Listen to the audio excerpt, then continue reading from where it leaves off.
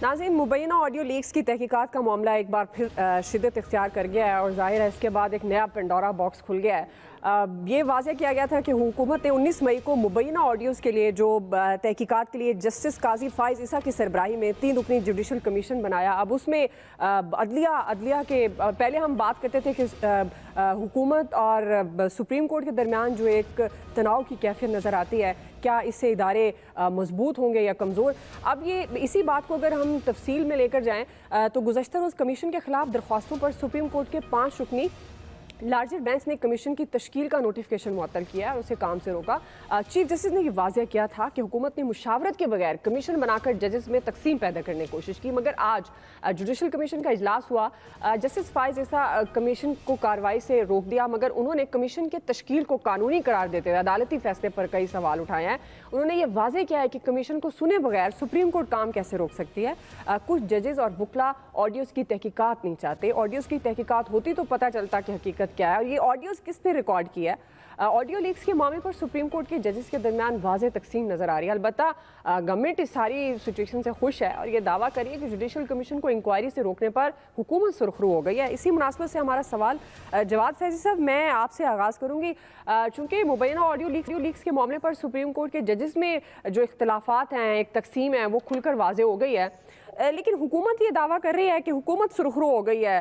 बड़ी खुश भी है कि देखा, अब हम कहते थे और ये पॉइंट भी उठाया जा रहा था कि जिन जजेस की ऑडियो हैं तो वो तो नहीं बैठ सकते तहकीकात में। तो जवाद फैज़ी साहब, ये हुकूमत किस तरह से सुरखरू हो गई है? ये तो इदारे कमज़ोर हो रहे हैं तो डेफिनेट हुकूमत इसकी ज़िम्मेदार होती है। जवाद फैज़ी साहब, देखिए, हुकूमत सुरखरू हुई या नहीं हुई, असल इशू तो ये है कि सब कुछ अया तो हो गया ना।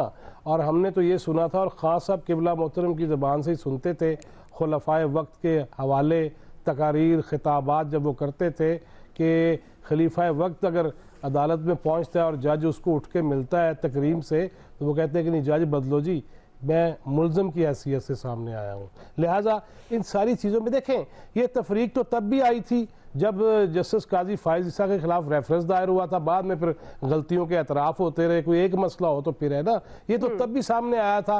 अगर वो सारी चीज़ें जो काजी फ़ाइज़ ईसा साहब पूछना चाहते हैं, बताना चाहते हैं, कहना चाहते हैं अपने फैसलों के ज़रिए, तो उसमें कौन रुकावटें डालता रहा है। लिहाजा मैं इस पूछूँ कि मेरे पर जलते हैं इस लेवल की बात करते हुए। बहरहाल अदलिया है, मुझे उसका एहतराम लाजिम रखना है, लेकिन ये तो कोई तरीका ना हुआ कि आपके अहले खाना की चीज़ें और वो भी आप ही सुनेंगे। और क्या बाकी जजेस पर एतमाद नहीं है? क्या उन्हें आप उस मेयार पे नहीं समझते? वो तो हमारी अदलिया का जो 140 ममालिक में से जो मेयार है वो तो सबके सामने है ही। लेकिन असल इशू ये है कि कम से कम वही बात है कि यहाँ पे भी आपस में भी अगर मिलना है तो वो दिल से नहीं मिलना, फैसले करने हैं। इस मुल्क को कौम की तकदीर के फैसले करने हैं आपने। इस मुल्क को कौम को जो सबसे अहम चीज़ इंसाफ नामी चीज़ हुआ करती है, वो जैसे अताउल हक कासमी साहब ने कहा था ना कि जुल्म बच्चे जन रहा है कूचा हो बाजार में, अदल को भी साहिब औलाद होना चाहिए। तो ये यकीनन ये सबके फ़राइज़ हैं, मगर इशू ये है कि हुकूमत ने तो वो कमीशन बना दिया। अब उस कमीशन को काम से किसने रोका है? तो वो सारी चीज़ें वाज़ेह हो रही हैं। मेरा ख्याल है उसमें थोड़ा बहुत हुकूमत को खुश होने देने दे, क्योंकि उन्होंने जो चीज़ करनी थी वो करके बता दी है कि किस तरफ को खुरा किधर जा रहा है और कहां से मामला खराब हो रहा है। जी डॉक्टर साहब, हुकूमत को खुश होने दिया जाए और आप किस तरह से देखते हैं? क्योंकि समझ तो यही आता है ना, हुकूमत इदारों को बनाती और स्ट्रॉन्ग करती है, एक जो सिस्टम की हम बारहा बात करते हैं। तो आपके ख्याल में जजेस की तकसीम इस मामले पर, ऑल्दो ये हुकूमत ने इनिशिएटिव लिया कमीशन का, तो इसमें क्या आपको लगता है हुकूमत को खुश होना चाहिए, होने दिया जाए खुश, जिस तरह जवाद फैज़ साहब कह रहे हैं? नहीं, ये तो सियासी पहलू उसका है ना, और सियासी पहलू के लिहाज से तो हर सियासी पार्टी, वो हमारे यहाँ खास तौर पर यह है कि चाहे वो उस पर गलत हो सही हो, उस पर अपनी सियासी मालिश तो बनाती है। बहरहाल ये बात तो हकीकत है कि ये Pakistan commission of inquiry act 56 के तहत ये कमीशन बिल्कुल दुरुस्त बनाया गया था। अब ये इससे दूसरी बात जिस पर के एतराज़ है सुप्रीम कोर्ट को और हमारे फाजिल सुप्रीम कोर्ट के चीफ जस्टिस साहब को, वो ये कि उन्हें कंसल्ट नहीं किया गया। यकीनन कोई ना कोई इसमें कानूनी पहलू होगा। कमीशन को थोड़ा सा मैंने एक नज़र देखा है और कमीशन इस एक्ट को, उस एक्ट में कहीं ऐसा वाज़ेह जिक्र नहीं है कि जरूर कंसल्ट किया जाएगा। तो उस लिहाज से गवर्नमेंट आफ्टर ऑल उसकी भी एक अपनी प्रेरोगेटिव है, उन्होंने अपना पूरा मुल्क चलाना है, कोई भी गवर्नमेंट हो, तो उस लिहाज से उन्होंने एक कमीशन, और इसमें तो इसके साथ मॉरल वैल्यू भी अटैच है। मॉरल वैल्यू अटैच है कि एक बात सामने आई है, और वो बात भी सामने आई है हमारे फाजिल जजेस के हवाले से, तो उसको इस कौम 24 करोड़ आवाम के सामने यकीनन कमीशन के जरिए, और कमीशन कहीं बाहर से इंपोर्ट नहीं किया गया है, कमीशन भी इसी मुल्क के बड़े सीनियर जजेस पर कायम किया गया है। और फिर काजी फैज ईसा का ये नुक्ता बहुत वैलिड है, बहुत ज्यादा वैलिड है कि अगर ऐसी बात को जो सस्पेंड करना ही था कमीशन इस कमीशन की प्रोसीडिंग्स को, और जो पहले नोटिस दिए उसको भी अगर सस्पेंड करना था, नोटिफिकेशन को भी सस्पेंड करना था, तो अटॉर्नी जनरल तो ठीक है आपने सुन लिया, लेकिन कमीशन जिसने की प्रोसीडिंग शुरू कर दी थी उसको भी सुन लिया होता, तो उसको नहीं सुना गया। तो इसमें कुछ लकूना भी है और कुछ मॉरल इसके साथ वैल्यू भी अटैच है। लेकिन बहरहाल आपकी जो सवाल के जवाब में हुकूमत का एक पॉलिटिकल पहलू इसमें तो आ ही रहा है, और इसमें अवाम के लिए अवाम गमगीन, हुकूमत खुश हो नाराज हो वो दूसरी बात, क्योंकि अवाम के सामने चीजें आजकल बड़ी मुबहम हैं, कोई चीजें वाज़ेह होके नहीं आ रही हैं, लिहाजा वो तज़ब्ज़ुब में इजाफा हो रहा है, अवाम की फ्रस्ट्रेशन में इजाफा हो रहा है, अवाम की तकालीफ में इजाफा हो रहा है, हर इदारे में डिवीजन शुरू हो गई है, पोलराइजेशन शुरू हो गई है, सियासत में डिवीजन शुरू हो गई है, पोलराइजेशन शुरू हो गई है, सियासत गालम गलोच की शुरू हो गई थी और अब तक पता नहीं कब खत्म होती है। और जिस लिहाज से हमने जहन साजी कर दी इस मुल्क में, अपने नौजवानों ने मिलत 120 मिलियन अफराद की, उसकी उस जहन साजी में ये तमाम चीजें शामिल हैं। ये कमीशन ऑफ इंक्वायरी के जो महरकात हैं शामिल हैं, और 12 मई को जो 9 मई को जो हालात हुए इस जहन साजी का नतीजा थे।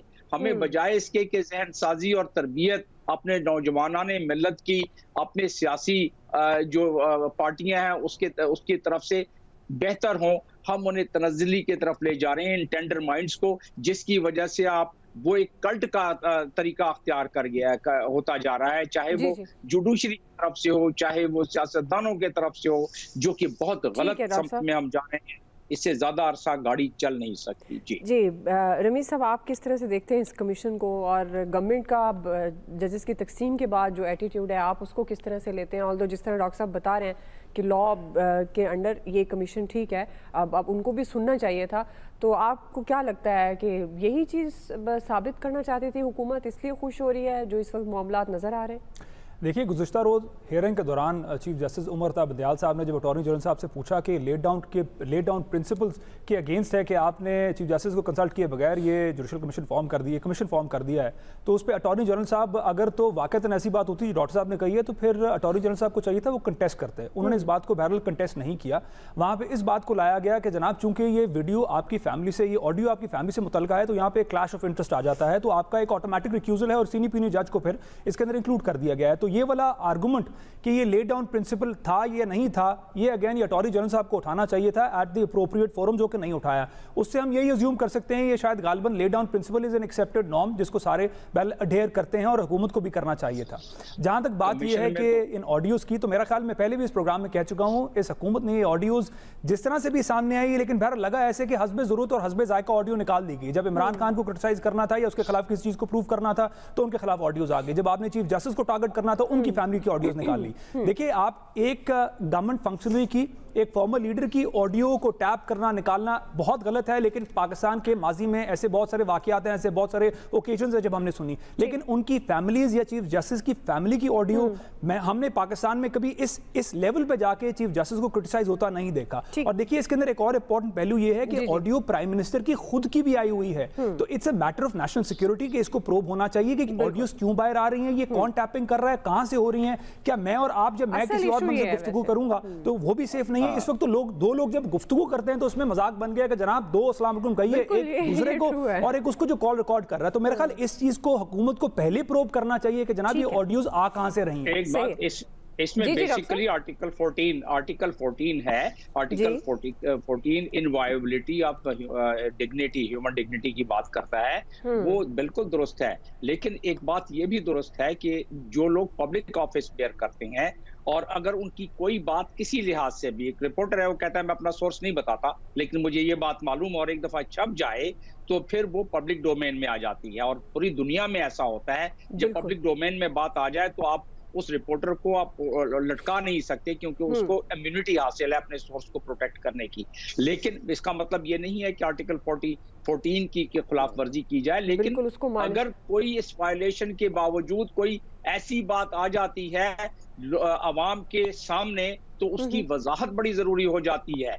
आप उसको सजा दें जिसने वायलेशन की आर्टिकल 14 की, लेकिन जो बात मंजर आम पर आई है उसको आप दफन नहीं कर सकते। सही है। देखिए इसमें बिल्कुल आपने इसमें एक बात ऐड करने दें कि मैं आपकी बात से मुकम्मल तौर पे इत्तेफाक करता हूं, तो इसलिए तो मैं कह रहा हूं कि इसके स्कोप के अंदर एक चीज और ऐड करनी चाहिए थी कि डिटरमिन करें ऑडियोज कहां से आ रही हैं, जिससे हुकूमत का मैलिफाइड सामने आता है कि हुकूमत इस कमीशन से भी माइलेज लेना चाहती थी। नहीं, ये भी इसमें एडेड है, ये भी इसमें एडेड है जिसका नुस्खा इमरान खान साहब ने खुद उठाया था, से रेलेवेंट ऑडियोज और उनका इंपैक्ट है। जी इसमें वो ऑडियोज जिसमें इमरान खान है, वो ऑडियोज जो बाकी फैमिली मेंबर्स की हैं या और जो पॉलिटिकल पार्टीज की हैं, उनकी वेरासिटी और उनका इंपैक्ट चेक करना है। जी ठीक है जी। ब्रिगेडियर साहब, आप किस तरह से देख रहे हैं इस कमीशन को लेकर और जो जजेस की तकसीम सुप्रीम कोर्ट के?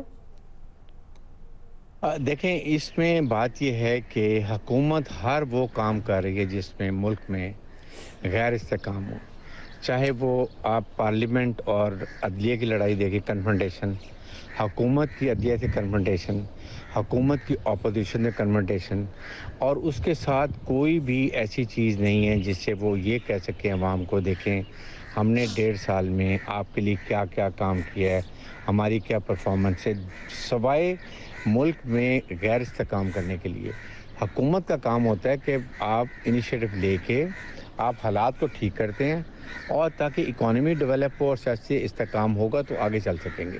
लेकिन टोटल कन्फ्रंटेशन है इस वक्त। ये जो ऑडियो लुक्स की बात है, इसमें भी आप देखें क्यों आपको क्या, जो आप सीधा सुप्रीम कोर्ट के चीफ के लिखे जी आप कमीशन बनाएं, उसमें वो खुद ब खुद मेरे हो सकता है काजी फायदा को ड्रिल कर देते और उसके साथ 2 सुप्रीम कोर्ट के हाई कोर्ट के जजेस को लगा देते। लेकिन बाईपास करने की ज़रूरत नहीं है। आप ये जो उनकी आपस में लड़ाई है, डिवाइड मत करें अदलिया को। ये सबसे बड़ी मुल्क की आला अदलिया है, इसके बाद देयर इज नथिंग लेफ्ट। इसलिए और फिर उसके बाद मरियम नवाज के ट्वीट देखें, जिस तरीके से वो डेरोगेटरी रिमार्क्स चीफ जस्टिस के खिलाफ दे रहे हैं। आई विश के ही शुड टेक सम बिल्कुल आप सही कह रहे हैं। और